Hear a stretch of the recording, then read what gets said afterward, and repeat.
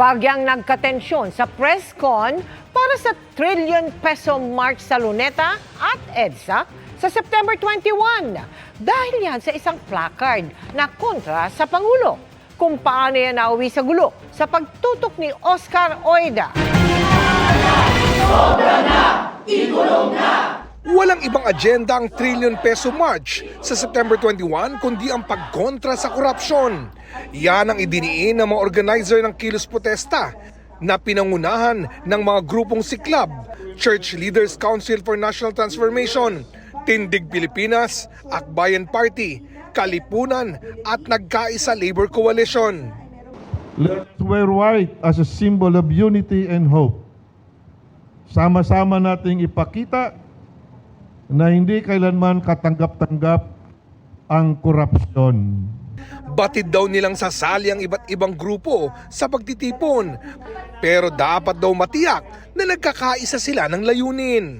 Hindi na sa loob ng agenda namin na pauwiin ng dating Pangulong Duterte, hindi rin kasama sa loob na panagutin si Mr. Marcos o patalsikin si Mr. Marcos, hindi po. At saka hindi din po ito inoorganisa para pabagsakin ng current administration. Absolutely no. Pero kalagitnaan ng press con kanina, bagyang nagkatensyon nang ang mga kabataang may mga placards sa kontra BBM kinumpronta ng isang ginang. Kaya ganun ang reaction ko na may tinadala silang placard na pinagre-resign si BBM. Hindi tayo ganun. Hindi ganun yung press ko na to.